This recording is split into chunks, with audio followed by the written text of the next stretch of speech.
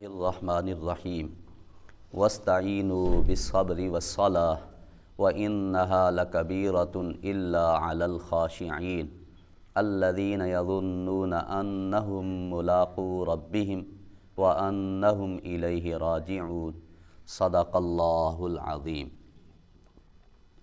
یہ سورۃ البقرہ کی آیت نمبر 45 اور 46 ہے۔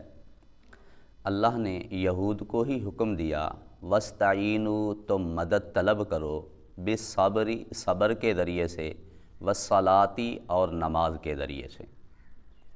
تم مدد طلب کرو صبر اور نماز کے ذریعے سے، وَإِنَّهَا لَكَبِيرَةٌ، اور بے شک یہ وزنی ہے، نماز وزنی ہے، صبر وزنی ہے، بھاری ہے سب کے لیے، إِلَّا عَلَى الْخَاشِعِينَ، ہاں جو عاجزی کرنے والے ہیں، اللہ سے ڈرنے والے ہیں، ان کے لیے یہ کام آسان ہے۔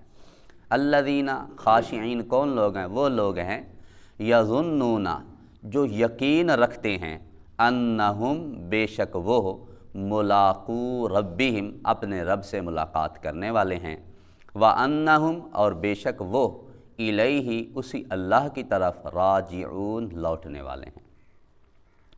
تو یہ دو آیات ہیں جس میں صبر اور نماز کے ذریعے سے مدد طلب کرنے کا حکم کیا گیا ہے۔ صرف یہ جو با ہے نا، بالصبری والصلاۃ، یہ جو با شروع میں ہے، اس با کا مطلب ہے صبر اور نماز کے ذریعے سے۔ مدد مانگنی کس سے ہے؟ اللہ سے ہے۔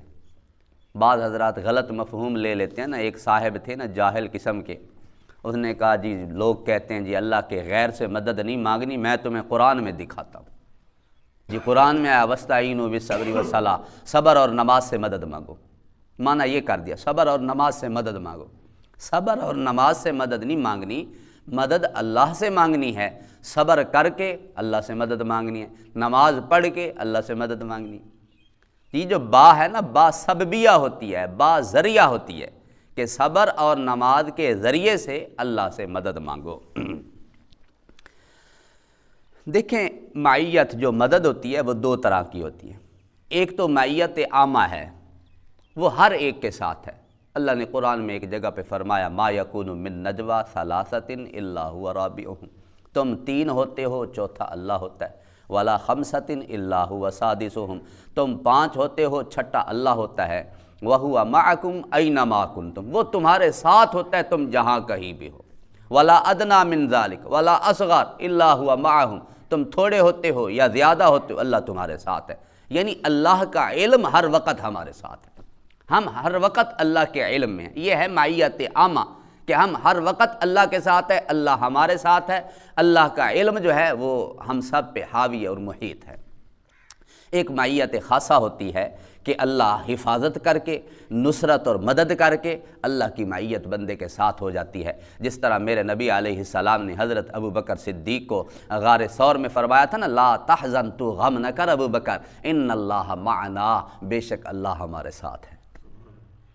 اسی طرح حضرت موسیٰ علیہ السلام جب اسرائیلیوں کو لے کے جا رہے ہیں، پیچھے فرعون کا لشکر بھی پہنچ گیا، سامنے دریا ہے، ان امتیوں نے کہا موسیٰ آج تو مروا دیا، آگے دریا ہے، پیچھے فرعون کا لشکر پہنچ چکا ہے۔ حضرت موسیٰ علیہ السلام نے فرمایا آپ پریشان نہ ہوں، ان معی ربی سیہدین، بے شک میرا رب میرے ساتھ ہے، میری رہنمائی کرے گا۔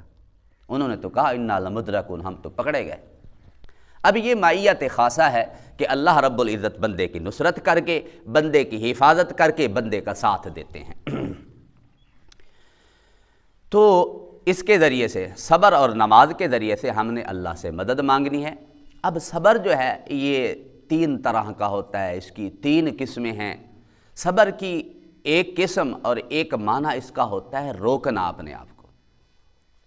جب بھی بندے پہ کوئی مصیبت آئے، بندہ اپنے آپ کو جزا فضا کرنے سے روک لے، واویلا کرنے سے، چیخنے چلانے سے، گریبان پھاڑنے سے، چہروں پہ تپڑ مارنے سے روکے، ماتم کرنے سے، نوحہ کرنے سے اپنے آپ کو روکے۔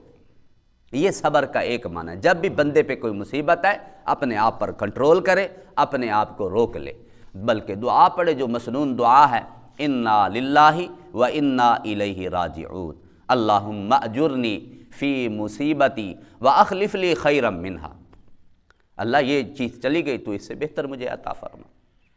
یہ دعا پڑے گا تو صبر کا ایک معنی اس بندے میں پورا ہو گیا۔ جب بھی بندے پہ مصیبت آئے صبر کرنا ہے، اپنے آپ پر کنٹرول۔ اچھا باقی رہی یہ بات کہ آنسو بہتے ہیں، آنسو بہنا تو جی یہ فطرتی ہے۔ میرے نبی علیہ السلام کے حضرت ابراہیم جو بیٹے تھے حضور گود میں لیے ہوئے ہیں، ایک صحابی فرماتے ہیں حضرت ابراہیم کے آخری سانس ہے، ایسے معلوم ہو رہا تھا جیسے مشکیزے کا منہ کھول دیا گیا، سارا پانی نکل آیا، بس آخری قطرے گر رہے، یہ کیفیت تھی۔ اور حضور علیہ السلام حضرت ابراہیم کو اٹھائے ہوئے ہیں، آپ کی آنکھوں سے آنسو ہیں۔ فرمایا ابراہیم تیری جدائی کی وجہ سے میں غمگین ہوں، لیکن زبان سے وہی کہوں گا جو میرے رب کا حکم ہے، انا للہ و انا الیہ راجعون۔ یہ صبر ہوتا ہے۔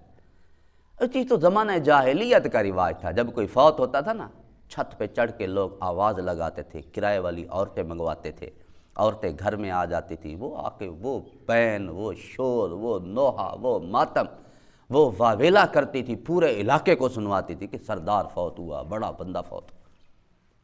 اور ان کا یہ وتیرہ ہوتا تھا کہ خاموش ہو کے بیٹھی رہتی تھی، جب بھی کوئی اندر آتا تھا نا تعزیت کے لیے پھر شور مچا دیتی تھی، رونا شروع کر دیتی، پھر جب وہ چلی جاتی پھر خاموش۔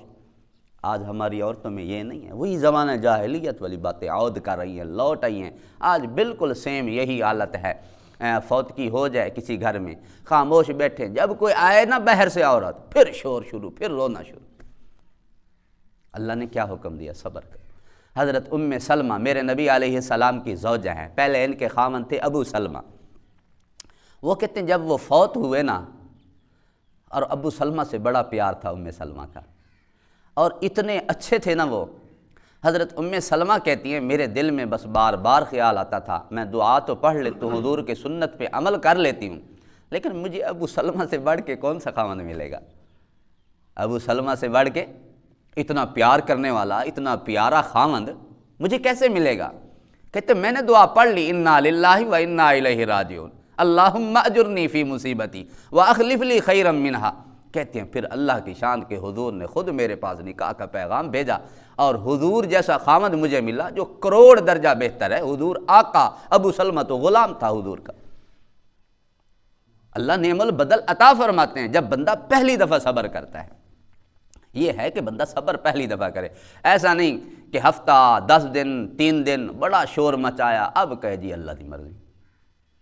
اینڈ پہ کہنا تو یہی ہوتا ہے، لیکن اگر پہلی دفعہ بندہ، حضرت عبداللہ ابن عباس راستے میں اونٹنی پہ سفر کر رہے ہیں، پتہ چلا راستے میں پیغام ملا بیٹے کا انتقال ہو گیا ہے، سواری سے اترے، 2 رکعت نماز نفل پڑھی اور اللہ سے دعا مانگی، اور یہ دعا پڑھی، اللہ تو نے خود حکم دیا ہے صبر اور نماز کے ذریعے سے مجھ سے مدد مانگو۔ اللہ میں نے نماز بھی پڑھ لی، صبر بھی کر لیا۔ یہ تو صحابہ رضوان اللہ علیہم اجمعین، ان کی جو سیرت ہے اس میں ہمارے لیے نمونہ ہے، حضور علیہ السلام کی سیرت میں ہمارے لیے نمونہ ہے۔ ٹھیک ہے، حضرت حسین رضی اللہ تعالی عنہ کا جو غم ہے واقعی بہت بڑا غم ہے، اتنا بڑا سانحہ ہے کہ اس سے بڑا سانحہ آج تک نہیں ہو سکا، لیکن اس سے بھی بڑھ کے سانحہ میرے نبی علیہ السلام کا اس دنیا سے رخصت ہونا۔ حضرت حسین کو جو شان ملی ہے وہ میرے نبی کے نواسا ہونے کی وجہ سے، اور حضور جس دن دنیا سے رخصت ہوئے، حضرت عمر جیسا جلیل القدر عبقری جوان، اس کے بھی ہوش اڑ گئے تھے، تلوار نکال لی۔ جس نے کہا نا کہ حضور کا انتقال ہو گیا میں گردن اڑا دوں گا،